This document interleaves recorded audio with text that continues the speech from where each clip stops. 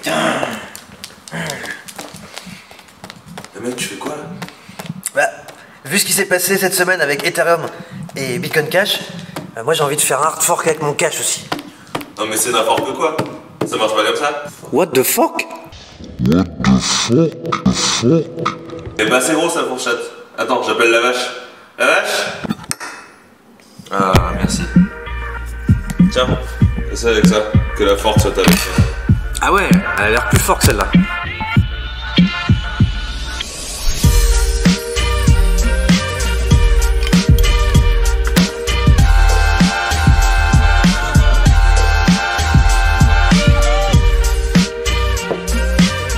Salut les Kryptoniens, c'est Jorel, comment ça va? Toujours en direct de Shanghai pour ce nouveau numéro de l'Hub de Crypto, la seule émission où on parle de bière et crypto.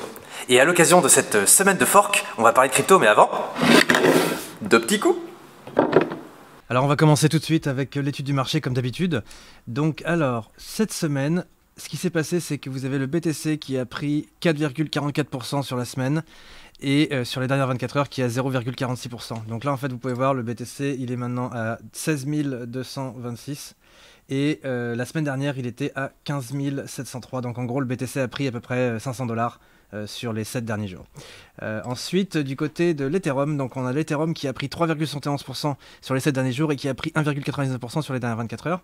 Et donc l'Ethereum maintenant se hisse à $470 et la semaine dernière était à $465. Donc en gros l'Ethereum a pris $6 à peu près sur la semaine qui vient de s'écouler. Ensuite du côté de la market cap, alors côté market cap on a une market cap qui est à 464 milliards de dollars, alors que la semaine dernière on était à 465 milliards de dollars, donc en gros la market cap est assez stable pour l'instant. Et enfin on a la dominance. Alors au niveau de la dominance du BTC, donc on a le BTC qui est à 64,62%, la semaine dernière était à 64,06%, et l'Ethereum qui est à 11,47%, et la semaine dernière qui était à 11,62%. Donc en gros au niveau de la dominance les grosses caps sont assez, assez stables. Et à mon avis, je pense que c'est là ce qui se passe, c'est que le marché en fait est en train de latéraliser un petit peu en fait avant le prochain leg up, à mon avis. Ensuite, du côté du Scalpex Index, alors Scalpex Index, on voit ici, donc voilà, sur le Fear and Greed Index, on est à Extreme Greed 90, donc tout le monde en fait est en FOMO quasiment. Enfin, on n'est pas encore sur le FOMO extrême où le marché est à la verticale, mais voilà, c'est le sentiment est très bullish. Social Index un peu plus que neutre, et au niveau de l'order flow voilà, il y a beaucoup de gens qui commencent à long quoi. Après Open Interest, on regarde en fait l'Open Interest est autour de 430 millions de dollars sur les échanges, donc il y a pas mal d'Open Interest en fait, et vous voyez avec le temps depuis le 10 novembre en fait l'Open Interest est monté de 367 millions jusqu'à 434 millions, donc donc là il y a de plus en plus de gens en fait qui se leverage sur les échanges en fait. Donc voilà, bon, Fear and Greed, il est toujours là. Ensuite, on va parler de analyse technique, du coup. Alors, en fait, pour l'analyse technique, là... ok, donc je reprends le graphe BTC, USD, Binance... USDT. Donc là, je reprends pareil, all-time high, 19 000. Ensuite, au niveau du graphique, donc là, ça commence à se simplifier à l'extrême. Hein. On arrive... Donc on a la long terme résistance qui était, en fait, entre 13 557 $ jusqu'à 16 344 $. Donc en fait, là, ce qui est en train de se passer, c'est que le BTC, il est en train de pénétrer dans la dernière zone de short connue avant, on va dire, le gros bull run. Et il est rentré comme dans du beurre. Hein. Vous avez vu, il y a eu un énorme pump en fait de 13 500 jusqu'à 16 000, avec un petit arrêt en fait au niveau de la zone ici.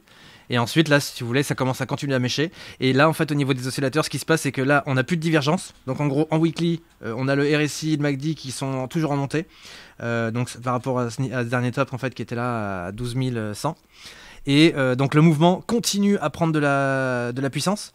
Il y a juste un petit truc un peu bizarre, c'est que là, on voit le RSI qui est moins haut que le 24 juin 2019. Alors que le 24 juin 2019, on avait top à 13 009, et là en fait on est déjà à 16 200, et en gros le RSI est moins haut.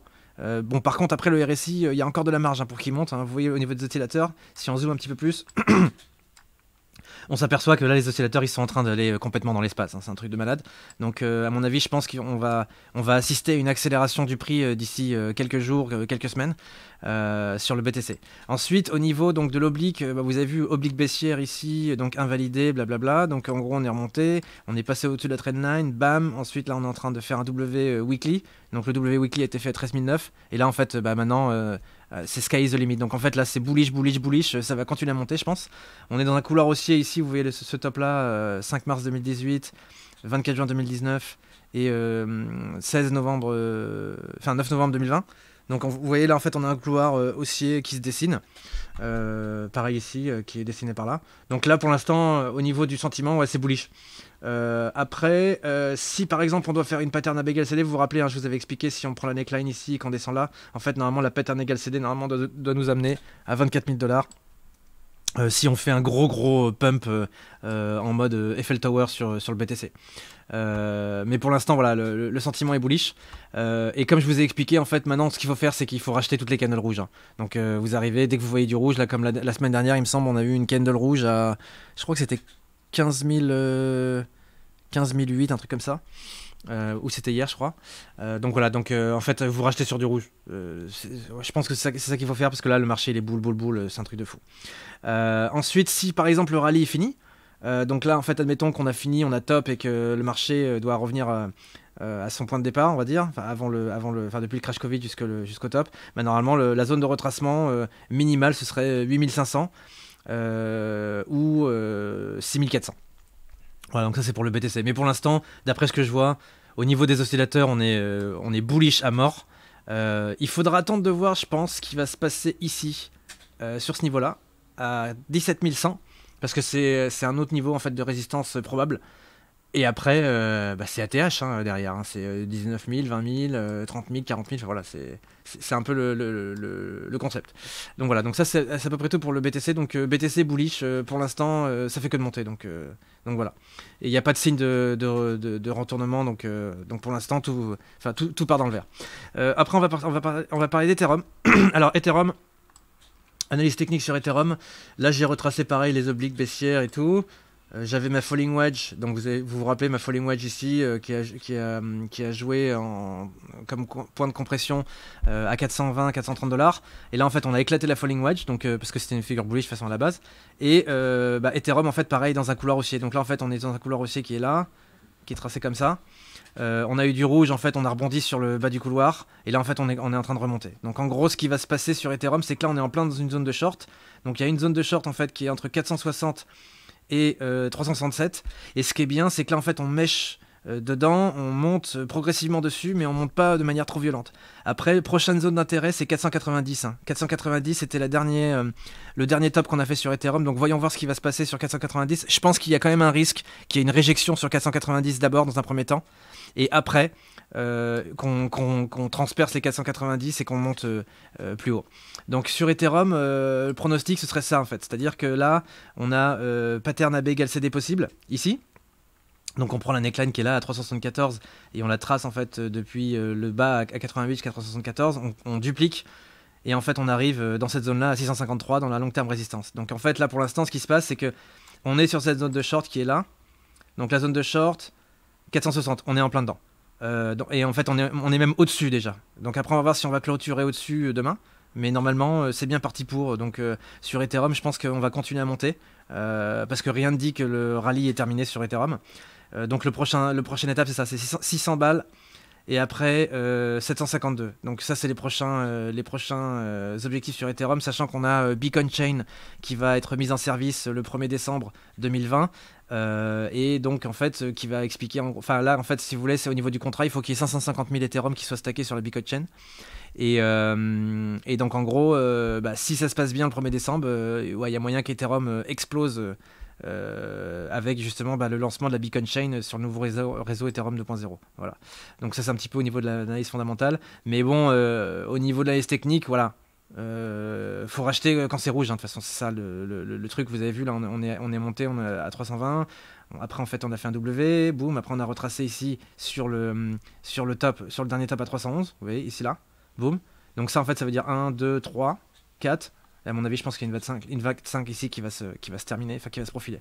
Et au niveau des oscillateurs, donc ça va, c'est quand même pas mal. Donc on a fait un top ici à 490. Là après, il faut voir en fait si on va pouvoir faire des oscillations, en fait, enfin si on va pouvoir monter plus haut que le dernier top au niveau du RSI, sinon ça voudrait dire qu'il y a une divergence. Donc ça, il faut faire vraiment attention parce que là, on est plus haut sur le cours. Par contre, on est moins haut sur le RSI et le MACD. Donc il faut attendre parce que la divergence n'est pas forcément confirmée. Mais il y a de fortes chances que Ethereum pump franchement jusqu'à, je pense, 490 pour tester la résistance la résistance oblique. Enfin, la dernière résistance en fait. Et après, je pense qu'on va passer au-dessus. Si le rallye est fini... objectif bearish, donc en gros retracement à 50%, ce serait normalement, et on retracerait vers 288, quelque chose comme ça. Mais à mon avis, je pense qu'il y a déjà un retracement qui a été fait, hein, vous avez vu ici sur cette zone là 336 et tout.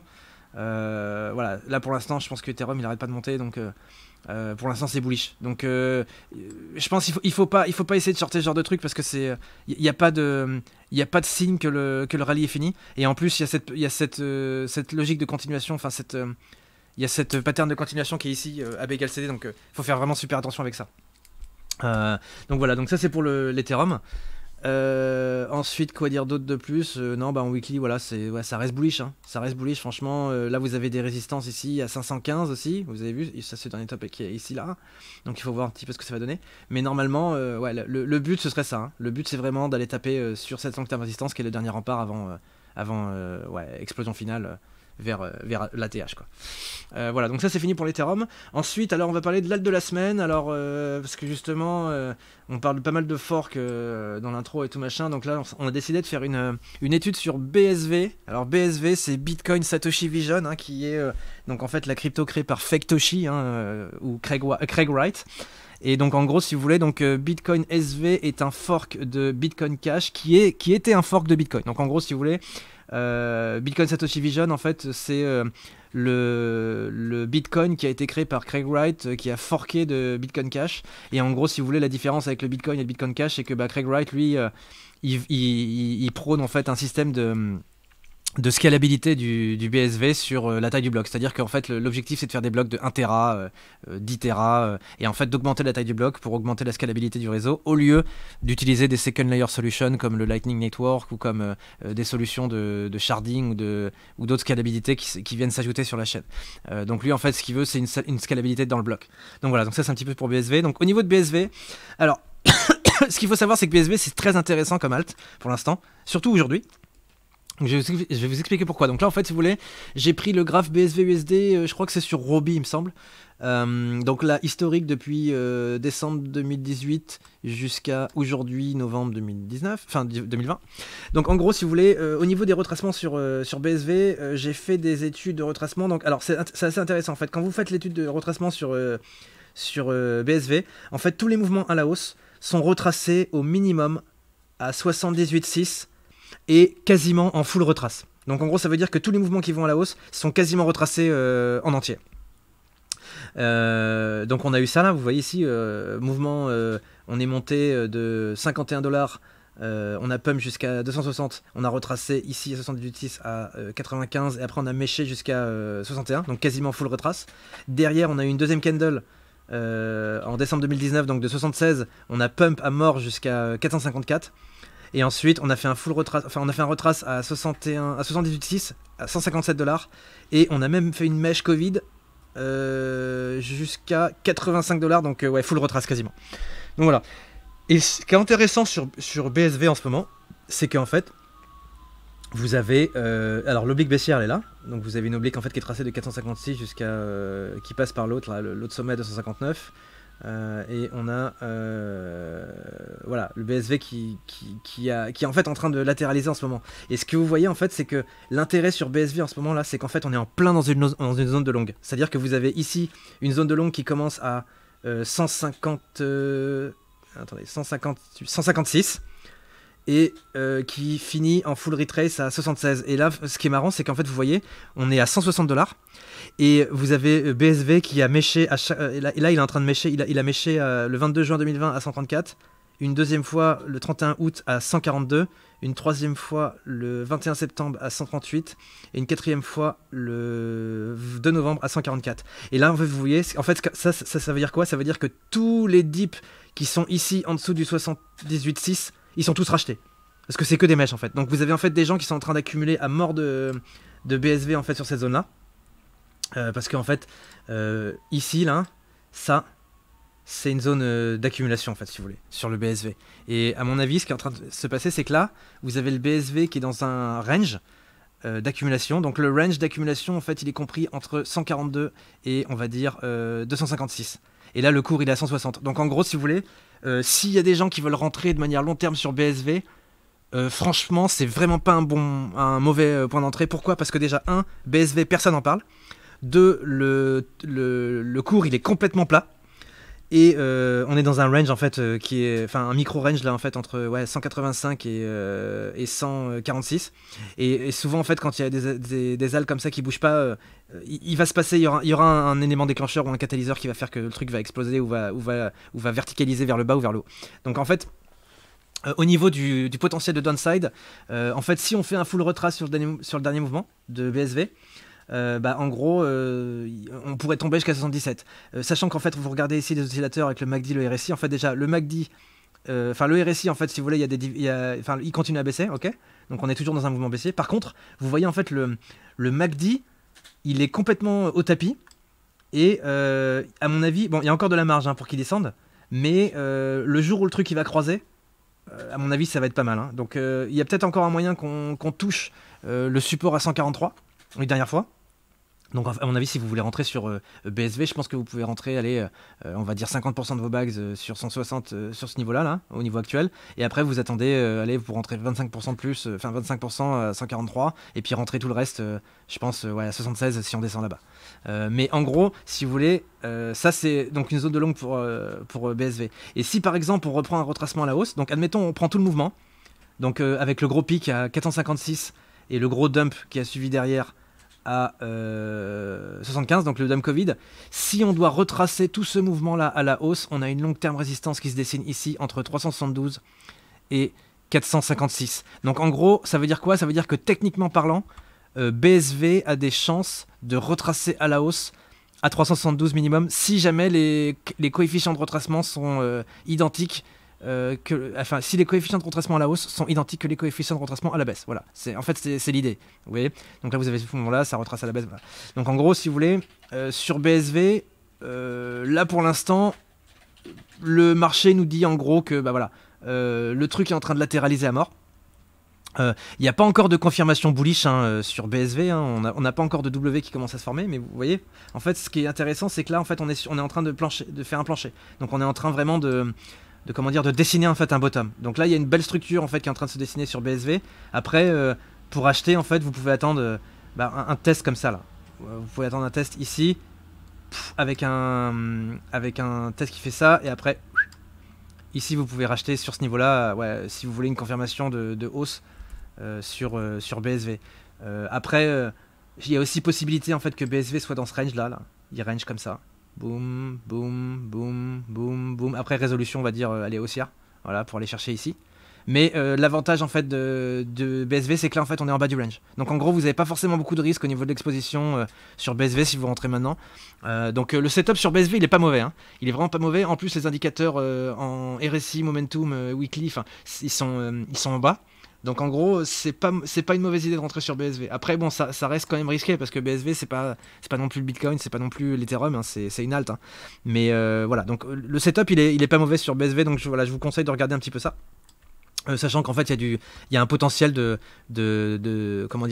gain à la hausse qui est quand même intéressant, dans le sens où BSV il est quand même vachement volatile quoi en fait du coup. Après faites attention, il y a aussi une pattern qui se dessine qui est un peu bizarre, c'est une épaule tête épaule ici. Donc en fait faites bien attention à ça, parce que si jamais on a une épaule tête épaule, ça voudrait dire qu'en fait on peut bien cracher vers le bas aussi là-bas quoi. Mais bon à mon avis je pense que là on a un bon support déjà ici à 157, 143, donc voilà. Écoutez, voilà, j'ai fini pour l'analyse technique et puis on va passer sur les news de la semaine. Merci. Alors, on va parler des news de la semaine. Alors, sur CoinMarketCal, alors cette semaine, il n'y a pas grand-chose qui va se passer quand même. Il y a, comme je l'avais dit la semaine dernière, en fait, on a plusieurs events. Donc non, on a trouvé 3. Donc le premier event c'est Wabi Tael en fait qui est un système de traçabilité pour tout ce qui est food, tout ce qui est anti-contrefaçon pour le retail. Donc en gros ils vont faire une conférence le 19 novembre et le CEO en fait va annoncer des mises à jour et il va faire des annonces en fait sur le projet Tael, Wabi. Donc voilà, ça c'est pour le 19 novembre. Ensuite, on a, alors j'avais déjà expliqué, Bitcoin Cash Hard Fork, donc Bitcoin ABC qui est confirmé pour demain, donc le 15 novembre 2020. Donc bah voilà, vous avez Amaury Séché qui va forker en fait de Bitcoin Cash et en gros bah, il va y avoir une hash war entre Roger Ver et Amaury Séché et en gros c'est la chaîne qui aura le plus de hash rate qui pourra garder le ticker Bitcoin Cash. Donc vous allez avoir chain split hard fork avec donc d'un côté BCH et de l'autre côté BCH ABC, voilà. Pour le 15 novembre. Et enfin, on a le halving de Zcash, donc j'en avais déjà parlé aussi. Donc le halving en fait va arriver en fait le 17 novembre.